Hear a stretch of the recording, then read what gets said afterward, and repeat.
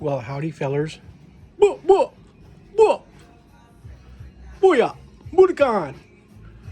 So, a little more progress done here.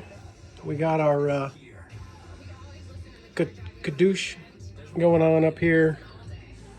The kadoosh is in progress. We got our lighties installed.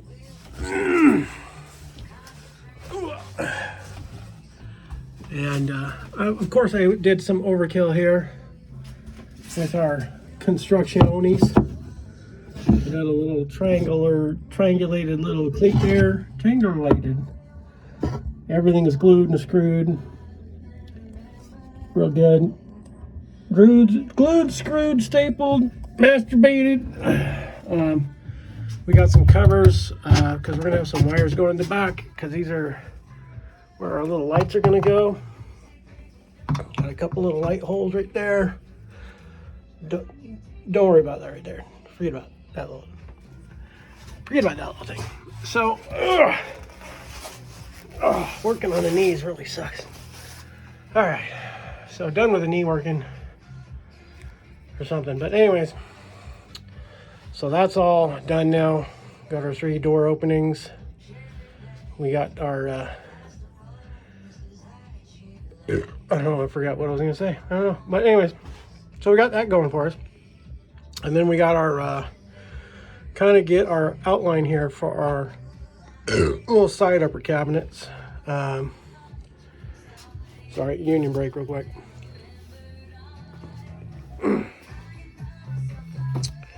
All right, so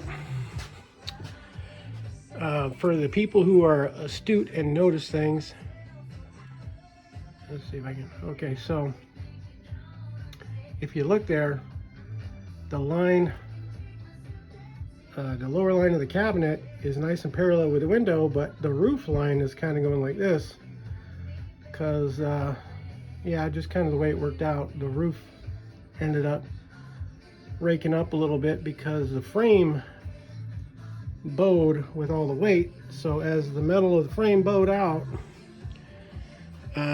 that made this whole thing, this back end, kind of flare down a little bit, and that made this top section kind of point up a little bit, which is fine because now we have a roof that is sloped down a little bit, so that's good for water. But as far as the cabinetry, it might look a little funky when you're looking at it, because you can tell like it's taller over here versus over there.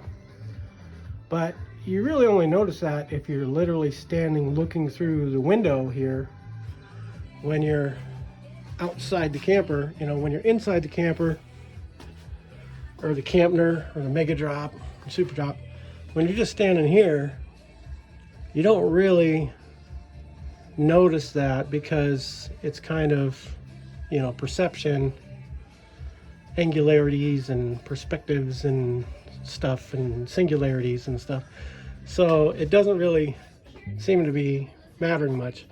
So then on this side, we've kind of got a mock-up of like where the edges of the cabinets might be if I stick them out way far. This is like 10.5 inches here. I think that's too much. So probably gonna push that in a little bit, but I'm also thinking maybe keeping it out that far and then maybe just doing a 45-degree angle right here. And either like go from here and just clip the corner, or maybe like just right here. Maybe just right here and clip the corner. But that still would leave me a nub right here. So maybe in a little further, maybe right there and go 45. Or I was thinking about just from here, just doing a 45. But then I was also thinking, well, why should we even have cabinetry right here? Why not just have a shelf right here? So just have cabinet door or cabinet box right here. Have a 45 and just have a 45 shelf right here. So I'm kind of toying with that idea. Not sure if that's what I want to do, but I was also thinking about doing a curve because we have all these curves everywhere. So we've got this curve, that curve obviously is for the window, and we have those curves there. These will all be square though, just like these cabinets. So we'll have a bunch of square shapes there, but we've got a bunch of round shapes there, and I've got a round shape there. I got these installed. These are kind of little side shelves. That one doesn't have the white trim board, and I also got, makes a little bit of a lip right there. So having a little lip, that means you can have little things on here like pens, and we can go traveling. And as we're going down the road, you know, that lip is going to keep things from, you know, falling off. So I had another one of these, and I attempted to do this one, but the curve was too tight. It was this curve right here, but it was on the inside over there. It was too tight, and it ended up breaking this stuff. And even right there, it's still a little too tight. But I ended up having to I had to like recurve the curve. So I kind of flattened out the curve a little bit right in there, because it used to be this same radius here, but I ended up widening it.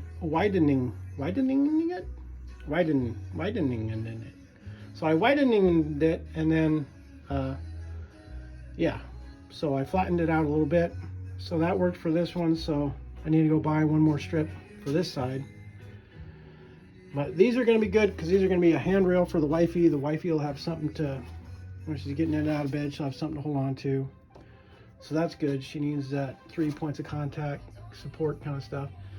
And I'm also going to do lights under these. I'm going to do the LED track light, that kind of stuff. We're going to do that.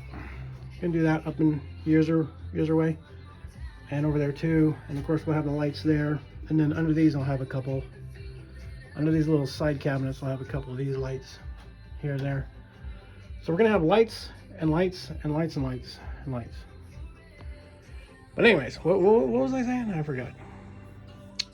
Oh yeah, I got to figure out, yeah, I was thinking about doing a nice big fat curve right here, and either having just a curved open shelf, which I might do that, or I might just do the 45 thing. So we'll see what happens. We'll see what I decide with that. If anybody's got any opinion or ideas, if anybody's got a good idea for right here. So I don't want to have a sharp corner. I don't want to be banging my head on that. So I think curve would be nice. Maybe just an open shelf curve, just open air up in here, and then start the cabinet right there. Or maybe the angled shelf. I don't know. Still thinking about it. If anybody's got any good ideas though, let me know in the comments. But that's where we're at for now, so thanks for watching.